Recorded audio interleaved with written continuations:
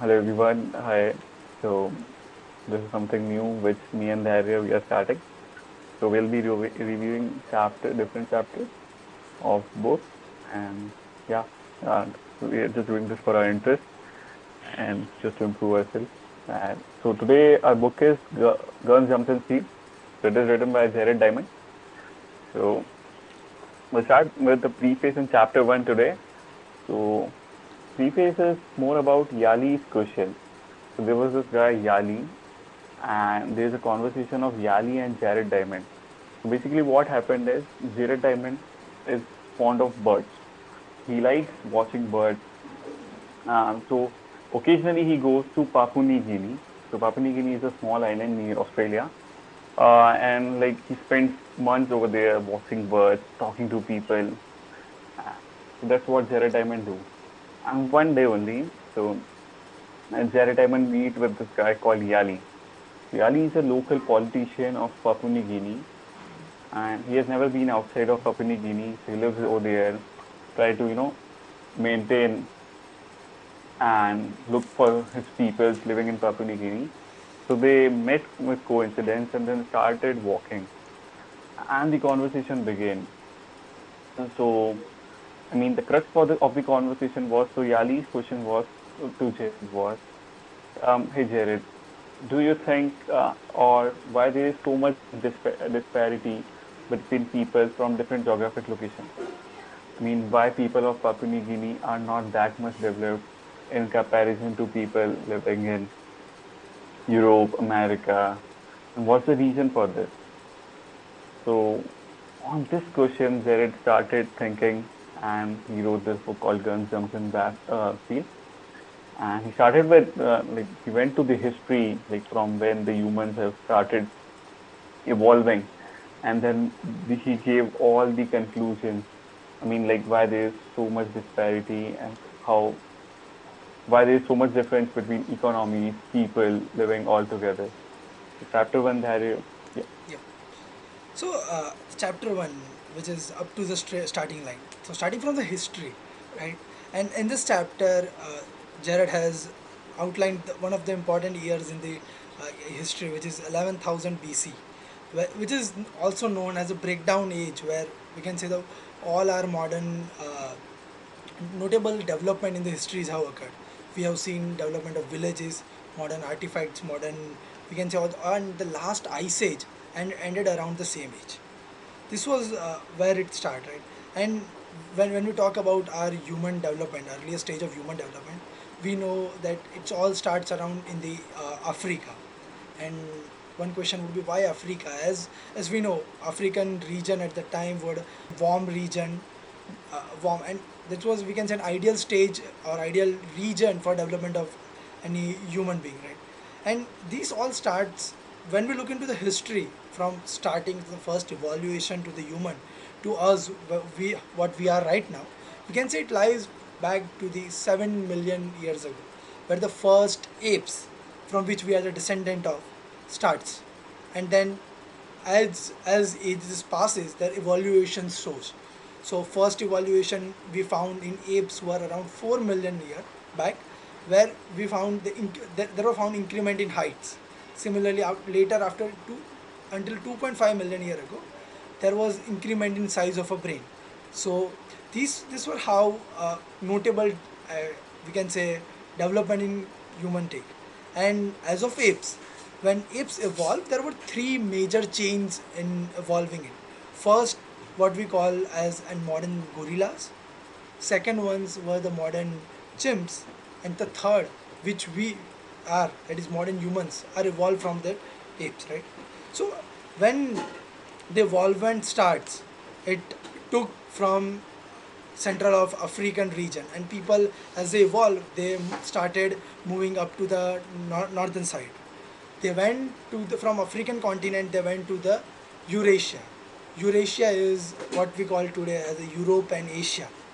So the, all the peoples, all the what we say, all the modern human of that age, when they move from from African continent to Eurasia, majority of the people choose to move to the northern side, or we can say northern of the Europe side, and they were later known as the Neanderthals, and those who continued on living on the plain region, which is moving towards uh, India, China, and these region, Indonesia, these were us, which are later known as Homo erectus, which evolved into what we commonly known as Homo sapiens.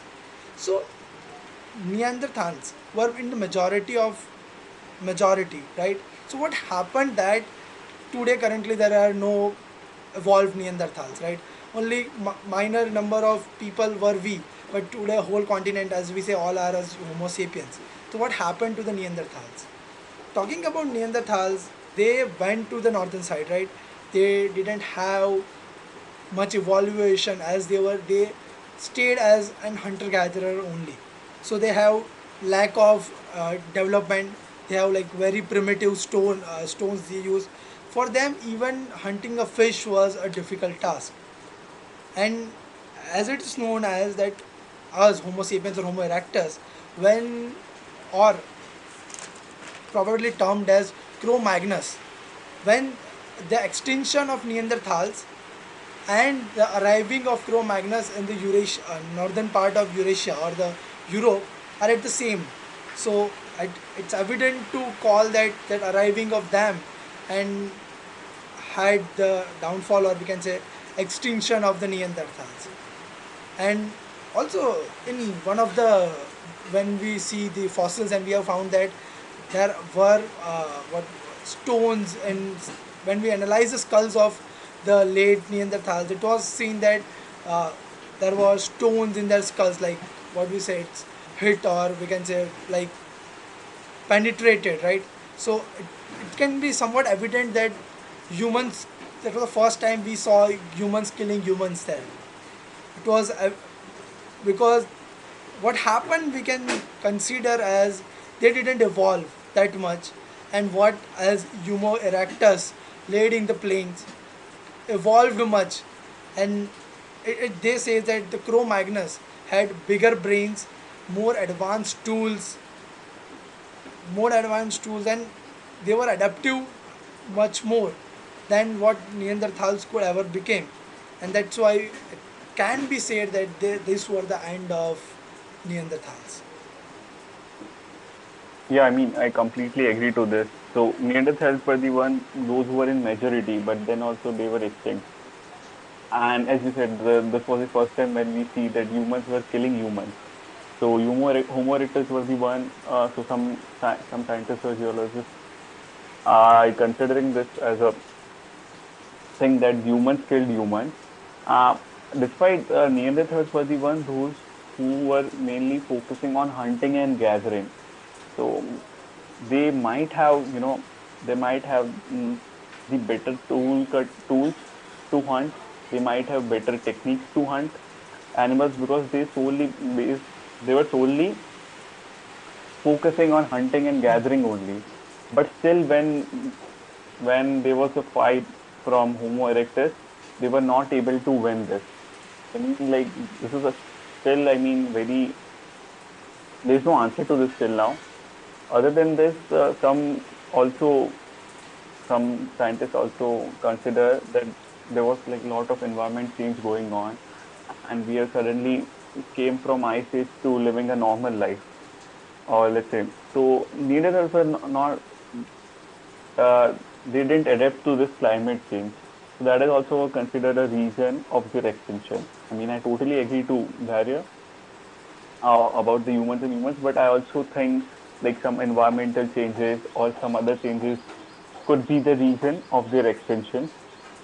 Yeah, that's Yeah, that could be an evident thing. This was it was like one of the point which, like history says that okay, that arriving of Cro-Magnus and extinction were on the same timeline, and we didn't know what are the extra reasons that could have happened, because so many years, like for thousands of years, they were the only ones. Like, and I remember one of the facts saying that about tens of thousands of when in earlier Europe side, even when the archaeologists find the fossils, and when they taste back, they are all from the Neanderthals. So many things could have occurred during that region too. consider that. And so, E- yeah. Yeah, even they were so creative that like the first cave paintings which we find, no, so that was also from the Neanderthals era only. They were creative, they were powerful, they were big, but then also they all these species extinct. So that is like a big thing to solve. Yeah, I guess like while reading the Sapiens, there was some of the fact that we can say about 90% of the human population, or we can say more, around that age were all Neanderthals. And what we can say today, they are Right, like totally extinct. How we evolved and not them. right, So moving forward, right? Like what we saw that the Homo erectus, which stayed in the plains regions of uh, Asia and Eurasia region, right? So when we say whatever the possibilities there were for them to move around the land, they traveled subsequently, and still for them to reach Australia, which was just far, not very far, but still they were not the first human that reached Australia were just around 40,000 years ago. And at the same time we can say 40,000 years ago, right? And 11th, even during the last ice age, even many ice age, right? Humans were not able to move from Eurasian main continental space to Australia. So this is much thing like. And before moving forward, like what was ice age, and one important questions comes like what was ice age and how, what happened during that age. And this is a great mission. right. So like this is a very good question. Like, so what is ice age, and how many ice ages have been happened till now? So Ice Age is basically a time which happens, like in every thousands of years. So where the complete Earth is being frozen. It has been said that the complete Earth becomes frozen. So there are some geographical reasons for this. I mean, the revolution of the Earth, the rotation, how much some it's too scientific, but like the scientists believe, so there's so after every thousands of years, an ice age comes. So what happens in ice age is, I mean, complete land is being frozen with, let's say, with around 3 to 4 kilometers wide ice sheet, and this much of ice has been everywhere. Those the sea level drops down because there is no glaciers melting at that time. So there is no water in the sea. The complete sea is empty. You can walk across seas. You can walk across islands also. So that all happens. And at that time, the temperature of Earth becomes so low. Even if the sun rays are falling on the ice, it is unable to melt the ice. Maybe because all the sun rays which fall to the ice, the ice just reflects it back. So that's the reason there's no melting of ice. So now the question arises, okay, so how does this era end? So like so the ice age era ends mostly with the help of greenhouse gases. I mean earlier, so there were animals who used to emit some greenhouse gases like CO2 and the other reasons. So that's why with the help of that greenhouse gases, somewhat warmth was there in the atmosphere, which helped like in many years that warm accumulated, and that was the reason the ice started melting. The first layer started melted, and uh, ice sheet was scattered into different ice blocks, and then there was some water around it, and that's how ice age used to end earlier. So that was the reason. So the last ice age, which is considered, was around 11,000 years ago, which has been said. So that's not pretty much about ice age. Now I just have one more question. Like, so people might have like, so will there be Any, another ice yeah. age coming down the year? So I mean that's not that's not happening because the amount of greenhouse gases which we are emitting after the industrialization is being enormous. Um, all the that much CO2 which we are emitting right now. So there's no sign of ice age coming into the next, let's say, 50,000 years, 60,000 years, because and the global temperature has also been increasing. So it's estimated that in the next, like, so by the year 2100, we'll be having 2-3 degrees more in our overall atmosphere. So day by day, the ice is melting only. That's not a good sign, but yeah, so that's what ice age is all about, and it's not happening again. Let's say so. We had our last ice age 11,000 years ago. Right, like uh, as we can see that currently global temperature is very high, and it's not evident that next rise is happening anywhere near about 1,000 2,000 years soon. So like yeah, so as Nishal mentioned about like how shared about like ice age and why. So as he said that even though like ice age happened, it was able for people to walk on the ice and travel to an isolated island. So that was the first times when we said that people moving from evolved humans went from two different islands. But still, even though till last we didn't find any human presence on the continent, like on the area of Australia or New Guinea, right? So around 40,000 people were there on the Australian island, but still it took around just 12,000 years ago the first time humans were able to reach the American, northern South American islands, the continent. So it said that the Homo erectus or the us humans, which evolved and further went to the northern side, which is to the Alaska region, or so around at, at time dated it they took them around 8,000 years just to penetrate the from what we call from Siberian region to penetrate the Alaska and reach to the Canadian region.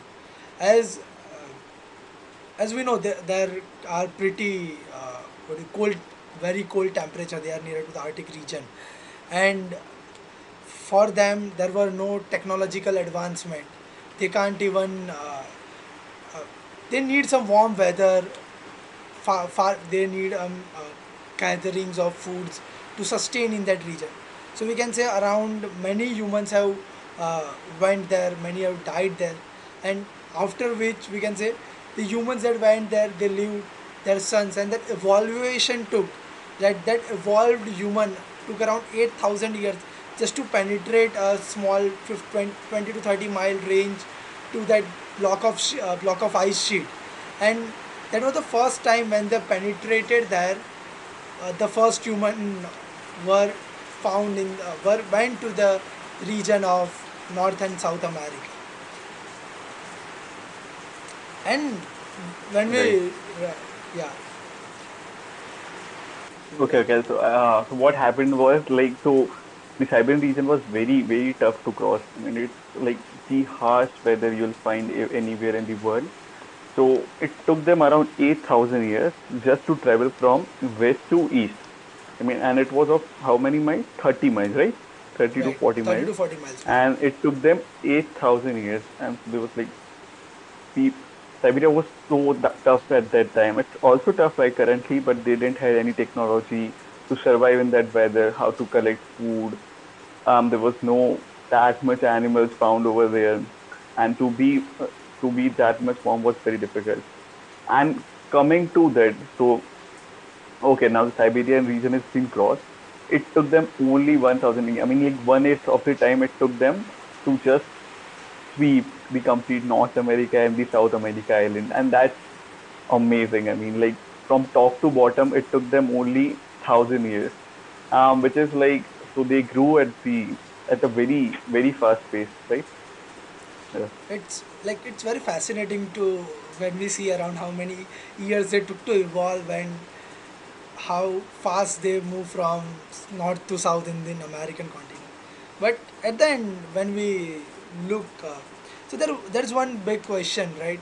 Why we don't find any uh, big mammals, right? Neither in what we say in northern or southern American as we find in or in Australia. what we see in African region or in India, in India China region, where we have like big mammals, right, like elephant, rhinos. These are very rare, or we can say we don't even find them in these regions. Mm, right. So, I mean, the question is very correct. So we won't have be finding any elephant, rhinos, tiger, cheetah, or any mammal in Australia, North America, or any other islands, but we can find them in only in Africa and Asia. I mean, so there are two answers to this, which Jared mentioned in chapter one. So the first answer was, like mammals were also, like they also were originated along with humans. So they were also evolving with the humans, but the pace was different. So humans were evolving at a greater pace than the mammals. So that might be the reason why humans were able to hunt down all the mammals when they were traveling to, let's say, Australia or North American islands. But that could be the case, number one. And the other case which we can see is, um, let's say, the mammals haven't seen any sort of human till like in the last 40, 50,000 years. And suddenly, if they'll see any sort of existence, so they were not adaptable to that condition. Right. So these both were the reasons which were mentioned by Jared in the book. Uh, that's why like we won't find any sort of mammals in Australia, North American islands. Yeah. Right, and as I said, like when first human went to Australian island, it was around 40,000 years ago, right? And all big mammal that extincted was around uh, 30,000 years ago. So because they were primitive in their the humans that went to Australias were not that advanced, where which the humans that went to American, the hunter gatherers, that instantly when they went to American continent, we can say they went around 12,000 years ago, and at the same times, the hunter gatherer were so advanced with their tools and technology that at the same time, majority of all the uh, big mammals from American continent, north and south, both went extinct. And there are some strong evidence to support that.